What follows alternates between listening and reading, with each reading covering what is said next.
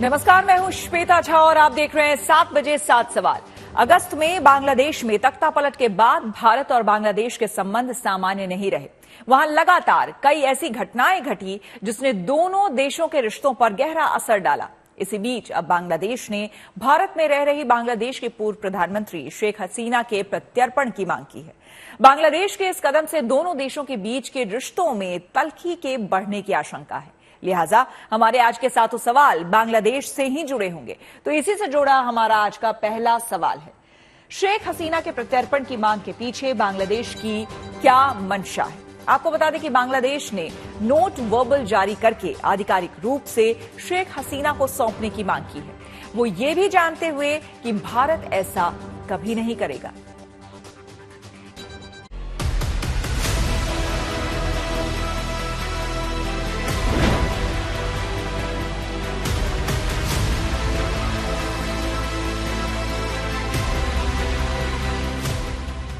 भारत बांग्लादेश के बीच विवादों का नया अध्याय। बांग्लादेश ने की शेख हसीना के प्रत्यर्पण की मांग। बांग्लादेश विदेश विभाग ने जारी किया नोट वर्बल। बांग्लादेश के अनुरोध पर भारत ने साधी चुप्पी। बांग्लादेश की नई चाल से बढ़ेगा रिश्तों में तनाव। बांग्लादेश ने एक बार फिर से ऐसी हरकत की है जिससे भारत के साथ उसके रिश्ते गर्त में जा सकते हैं। दरअसल बांग्लादेश की सरकार ने शेख हसीना को वापस सौंपने की मांग की है। बांग्लादेश में तख्ता पलट के करीब 4 महीने बाद देश की अंतरिम सरकार की ओर से पूर्व प्रधानमंत्री शेख हसीना को प्रत्यर्पित करने की मांग की जा रही है। बांग्लादेश के विदेश विभाग की तरफ से नोट वर्बल यानी एक कूटनीतिक नोट जारी किया गया है। बांग्लादेश के विदेश मंत्रालय के सलाहकार मोहम्मद तौहीद हुसैन के अनुसार राजनयिक प्रक्रिया के तहत भारत सरकार को पूर्व प्रधानमंत्री शेख हसीना को वापस भेजने के लिए संदेश दिया है, जिससे शेख हसीना पर मुकदमा चलाया जा सके।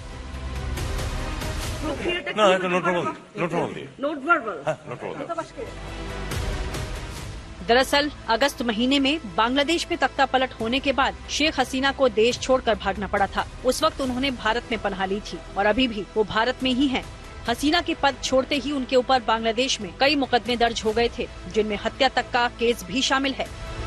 कारण तो इसका ये है कि वहाँ पर जो इंटरनेशनल क्राइम ट्रिब्यूनल है बांग्लादेश में 2011 या 12 में बना था, वहां पर इस समय की जो सरकार है उसने शेख हसीना के खिलाफ केसेस डाले हुए हैं, जेनोसाइड का, क्राइम्स अगेंस्ट ह्यूमैनिटी का, किडनैपिंग्स का, और यस कुछ केसेस में शेख हसीना की सरकार ने बड़ी गुंडागर्दी भी करी है। परंतु अब ये जो सरकार फिलहाल आई है, इसने उन केसेस को लेके या बढ़ा चढ़ा करके कोर्ट में केस चला रहे हैं शेख हसीना और इसके काफी मंत्रियों के खिलाफ भी। बांग्लादेश के अंतर्राष्ट्रीय अपराध ट्रिब्यूनल ने अक्टूबर महीने में शेख हसीना के खिलाफ गिरफ्तारी वारंट जारी किया था। बांग्लादेश सरकार ने तब कहा था कि वो इस निर्देश को लागू करने के लिए शीघ्र कदम उठाएगी। बांग्लादेश सरकार के मुताबिक उन्होंने इस संबंध में पहल करते हुए भारत सरकार से आधिकारिक रूप से शेख हसीना को सौंपने की मांग की है। हालांकि बांग्लादेश के अनुरोध पर भारत ने अभी तक कोई रिएक्शन नहीं दिया है। वो केस आगे बढ़ना है तो कोर्ट ने बोला अपनी होम मिनिस्ट्री को बांग्लादेश में कि हमें शेख हसीना की पेशी यहाँ चाहिए, तो बांग्लादेश की होम मिनिस्ट्री ने अपनी फॉरेन मिनिस्ट्री को बोला कि शेख हसीना की प्रेजेंस चाहिए, और उनकी फॉरेन मिनिस्ट्री ने भारत को ये चिट्ठी पकड़ा दी। इंडिकेट ये करता है कि बांग्लादेश की सरकार अगर भारत से अच्छे रिश्ते चाहती वो ये कदम ना उठाती, क्योंकि उसे क्लियरली पता है शेख हसीना भारत की अच्छी फ्रेंड रही है और भारत इतनी जल्दी और खासकर इन हालातों में शेख हसीना के साथ दगा नहीं करेगा। बांग्लादेश में सरकार बदलने के बाद हिंदुओं पर अत्याचार को लेकर दोनों देशों के रिश्तों में पहले से ही तनाव था, लेकिन अब शेख हसीना के मुद्दे पर भी दोनों देशों के बीच तलवारें खिंचने का अनुमान है। ऐसे में दोनों देशों के रिश्तों में खटास और बढ़ सकती है। अगर भारत वापस नहीं करेगा और उनके नोट पर हम एक्ट नहीं करेंगे तो ऑब्वियसली बांग्लादेश के अंदर उनकी सरकार को मौका मिल जाएगा दिखाने का कि देखो एंटी इंडिया हमारे साथ कोऑपरेट नहीं करना चाहती, शेख हसीना को नहीं भेज रही, शेख हसीना ने हमारे देश में इतनी अट्रॉसिटीज करी हैं, उसको न्याय हमें चाहिए, पर शेख हसीना भारत नहीं दे रहा है। बांग्लादेश में जिस तरह से हालात बदले हैं उससे ये लग रहा है कि बांग्लादेश में अंतरिम सरकार के रहते द्विपक्षीय संबंधों को पटरी पर लाने की कोई कोशिश भी किसी सकारात्मक नतीजे तक पहुंच नहीं सकेगी। भारत और बांग्लादेश आपस में 4000 किलोमीटर से ज्यादा लंबी सीमा साझा करते हैं और दोनों के बीच गहरे ऐतिहासिक, सांस्कृतिक और आर्थिक रिश्ते भी हैं। लेकिन हाल की स्थिति को देखा जाए तो दोनों देशों के संबंधों में दरार आई है और हर गुजरते दिन के साथ ये दरार चौड़ी होती जा रही है। Bureau report, good news today. दरअसल भारत और बांग्लादेश के बीच प्रत्यर्पण संधि है, जिसके मुताबिक दोनों देश एक दूसरे देश में रहने वाले अपराधियों को सौंपने की मांग कर सकते हैं। हालांकि शेख हसीना का मामला अलग है और बांग्लादेश के इस मांग पर फिलहाल भारत ने टिप्पणी करने से इनकार कर दिया है। ऐसे में हमारा दूसरा सवाल है कि शेख हसीना को वापस भेजने की मांग पर भारत का क्या रुख है। इस परिस्थिति के बारे में क्या सोचते हैं विशेषज्ञ, आइए उन्हीं से सुनते हैं। बहुत ही एक चैलेंज है इंडिया के लिए कि क्या इसमें डिसीजन ले, लेकिन मुझे नहीं लगता कि इंडिया वापस देगा, क्योंकि उसमें प्रोविजंस हैं एक्सट्रेडिशन ट्रीटी में जिसके तहत हम रिफ्यूज कर सकते हैं। और क्योंकि एक ये ट्रस्टेड फ्रेंड रही हैं हमारे और हमारे अच्छे रिलेशनशिप रहे हैं शेख हसीना के साथ, तो हम उनको ऐसे अबैंडन नहीं करना चाहेंगे, मेरा ये मानना है।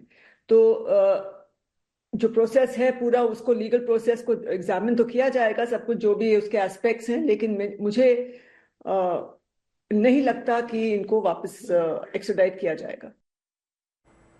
भारत और बांग्लादेश के बीच प्रत्यर्पण संधि है, इसमें एक दूसरे देशों के अपराधियों को सौंपने की सहमति है। लेकिन शेख हसीना का मामला इससे अलग है, क्योंकि वो अपराधी नहीं, सियासी हस्ती है। ऐसे में हमारा तीसरा सवाल है कि प्रत्यर्पण संधि के तहत भारत के पास क्या क्या विकल्प हैं। तो भारत बांग्लादेश के बीच प्रत्यर्पण संधि के प्रावधानों में कई ऐसी शर्तें हैं जिसके जरिए भारत शेख हसीना के प्रत्यर्पण से इनकार कर सकता है। विस्तार से समझा रहे हैं पूर्व राजनयिक अनिल त्रिगुणायत।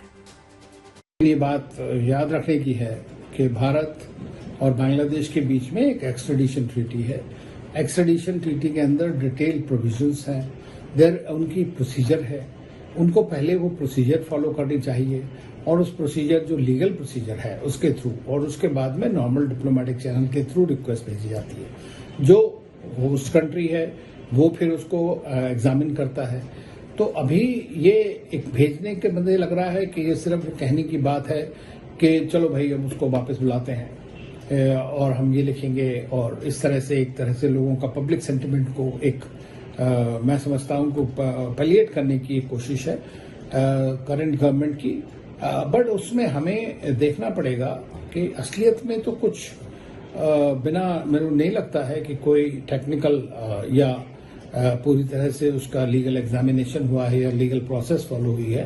वो एक बार वो होगी, उसके बाद ही तो भारत पूरी तरह देख पाएगा और पूरी प्रोसीजर को फॉलो कर पाएगा।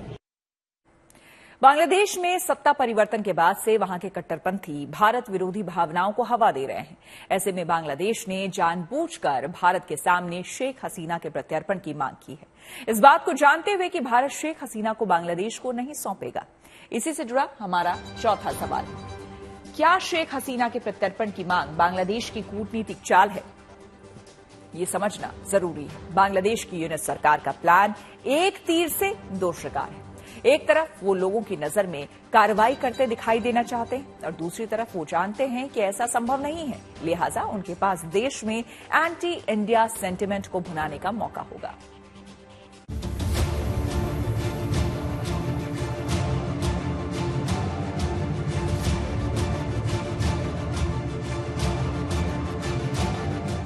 बांग्लादेश की भारत के खिलाफ नई चाल। शेख हसीना का बहाना दुश्मनी है बढ़ाना। बांग्लादेश भारत के रिश्तों में बढ़ती दरार। भारत के साथ टकराव की राह पर बांग्लादेश। शेख हसीना के सत्ता से बेदखल होने के बाद बांग्लादेश और भारत के संबंधों में भरोसा अब तक नहीं लौट पाया है।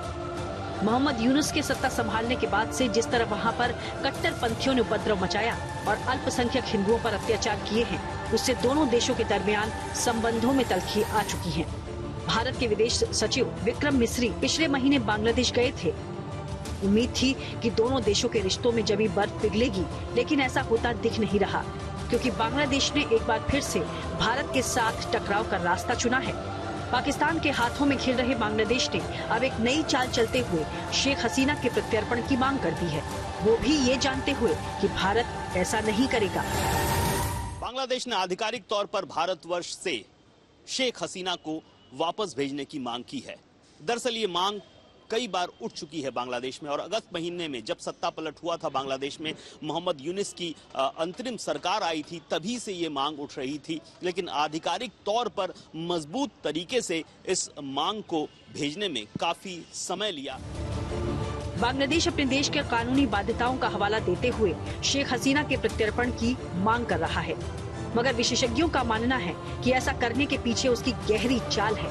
दरअसल बांग्लादेश की अंतरिम सरकार की योजना ये है कि जब शेख हसीना के प्रत्यर्पण से भारत इनकार करेगा तो वो भारत के खिलाफ ये कहते हुए नकारात्मक छवि बना पाएगा कि भारत उसको सहयोग नहीं कर रहा है।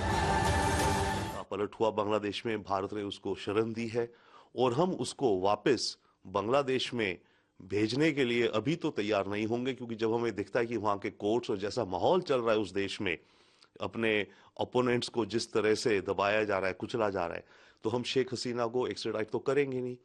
ऐसे में बांग्लादेश के अंदर भारत के खिलाफ और मोमेंटम बनेगा एंटी इंडिया कि देखिए इंडिया हमारे साथ कोऑपरेट नहीं कर रही है, शेख हसीना को वापस नहीं भेज रही है। शेख हसीना भारत की सहयोगी रही हैं।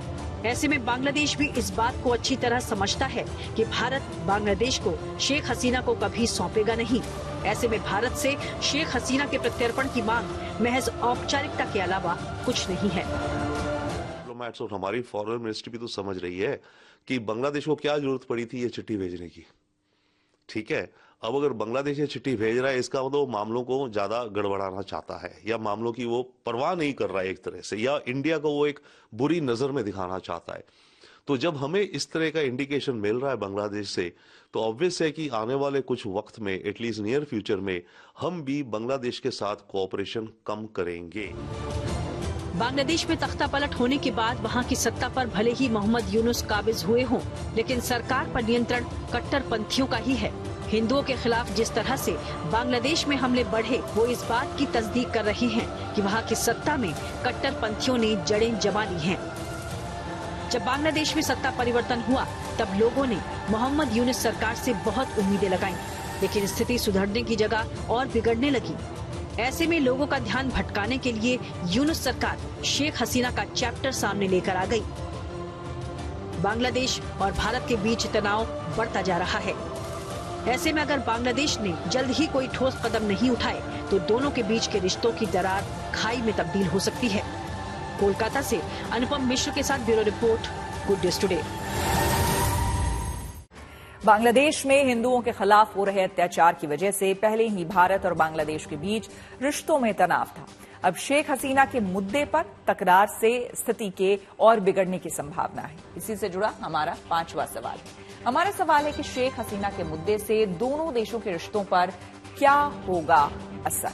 इसके बारे में समझा रही हैं पूर्व राजनयिक मंजू सेठ। हम तो नहीं बिगाड़ना चाहते, लेकिन वहां की सरकार ऐसे लगता है कि इसको एक मुद्दा बना के बिगाड़ सकती है, और बिगाड़ भी रहे हैं इस वक्त। और वो ऑलरेडी जैसे उनके वहां से स्टेटमेंट्स आ रहे हैं, sort of threatening statement type बोल रहे हैं कि अगर हमको आपको देना ही होगा, हमने आपको भेज दिया, आपको करना ही होगा। तो इस किस्म से जो लैंग्वेज यूज हो रही है वो ऑलरेडी, और अभी तक जो हो रखा है जब से वो वहां से इंडिया आई हैं, उनको सॉर्ट ऑफ छोड़ना पड़ा बांग्लादेश, तब से हम देख रहे हैं कि तब से भी वहां से जितने स्टेटमेंट आ रहे हैं नई इंटरिम गवर्नमेंट के, जो यूनुस के नई जो इंटरिम सरकार वहां पे तैनात है, उनके जो एडवाइजर्स हैं, कल ही आपने देखा है कि उन्होंने एक मैप डाल दिया कि ये सारा हमारा नॉर्थ ईस्ट बांग्लादेश का हिस्सा है।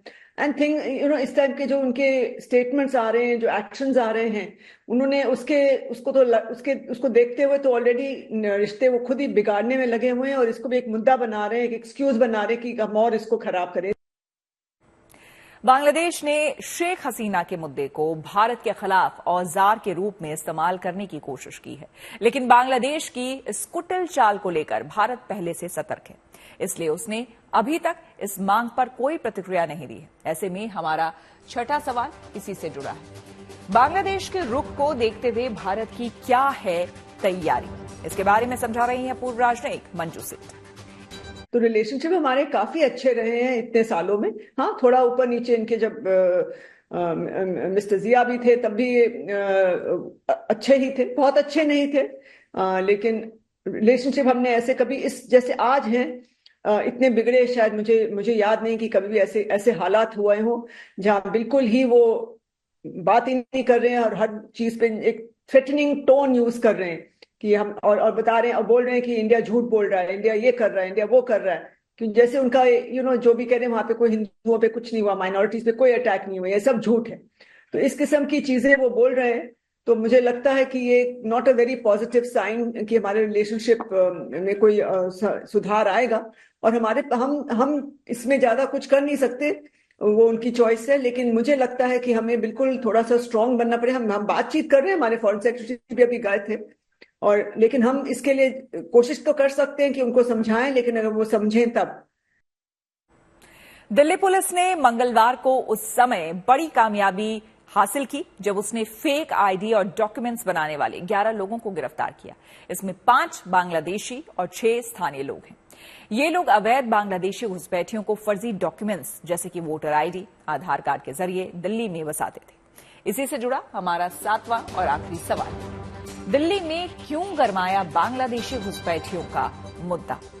आपको बता दें कि दिल्ली में जल्द ही विधानसभा के चुनाव भी होने वाले हैं और चुनाव प्रचार में भी बांग्लादेशी घुसपैठियों के मुद्दे पर सियासी सरगर्मी बढ़ी हुई है।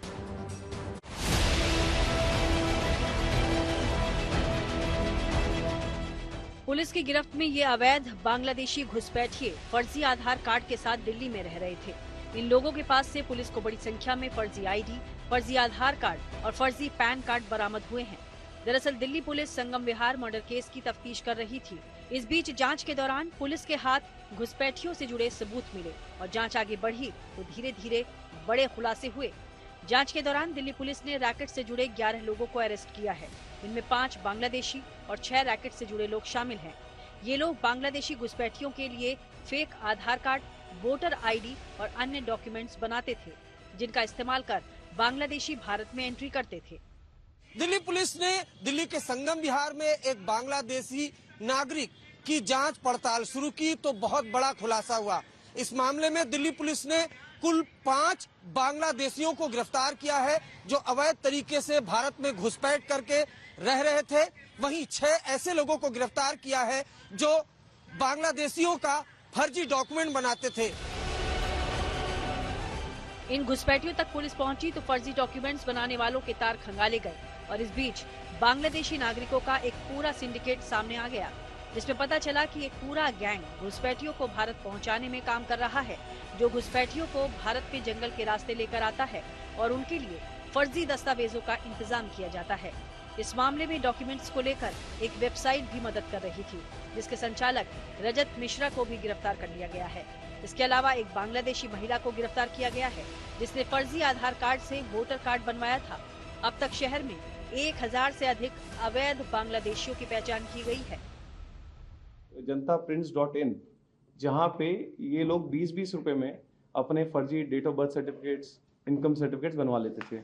इस टाइप का इनका एक रेट कार्ड था फर्जी वेबसाइट पे, ये कि 7 रुपए में आप कोविड सर्टिफिकेट ले लें या इनकम सर्टिफिकेट ले लें, इस टाइप की इन्होंने पूरी वेबसाइट चला रखी थी। दरअसल दिल्ली के उपराज्यपाल वीके सक्सेना ने 10 दिसंबर को बांग्लादेशी अवैध घुसपैठियों की पहचान को लेकर निर्देश जारी किए थे।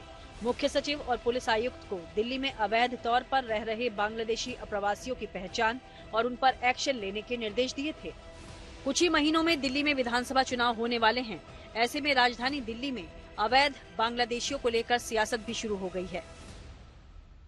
इनके जड़ों की जांच होनी चाहिए, क्योंकि जिस प्रकार से अरविंद केजरीवाल चुनाव आयोग तक गए हैं इलीगल घुसपैठियों का वोट रुकवाने, हमें पूरा विश्वास है कि इस गैंग का लिंक अरविंद केजरीवाल और उनके विधायकों तक जरूर होगा। कोई सीधा दिल्ली में प्रवेश कर ही नहीं सकता, उसको बहुत सारे स्टेट्स एंटर करके दिल्ली आना होगा। सीधे तौर पे internal border security, external border security Amit Shah ji की जिम्मेदारी है। सीधे तौर पे हरदीप पुरी जी ने उनको दिल्ली में बसाया है। राजनीतिक पार्टियां एक दूसरे पर पलटवार कर रही हैं, मगर देश में घुसपैठियों का मामला लगातार गंभीर हो रहा है। सरकारी आंकड़ों के अनुसार पिछले 25 साल में करीब 1.5 करोड़ बांग्लादेशी घुसपैठिए अवैध तौर पर भारत पहुंचे हैं और अभी भी हर साल 3 लाख से ज्यादा बांग्लादेशी अवैध तरीकों से भारत में घुसते हैं। ऐसे में जरूरी है घुसपैठियों पर रोकथाम के लिए सख्ती बढ़ती जाए। दिल्ली से अरविंद ओझा के साथ bureau report, good news today. तो इसी के साथ 7 बजे 7 सवाल में मेरे यानी कि श्वेता झा के साथ फिलहाल इतना ही। देश दुनिया के तमाम पॉजिटिव खबरों के लिए देखते रहिए गुड न्यूज टुडे।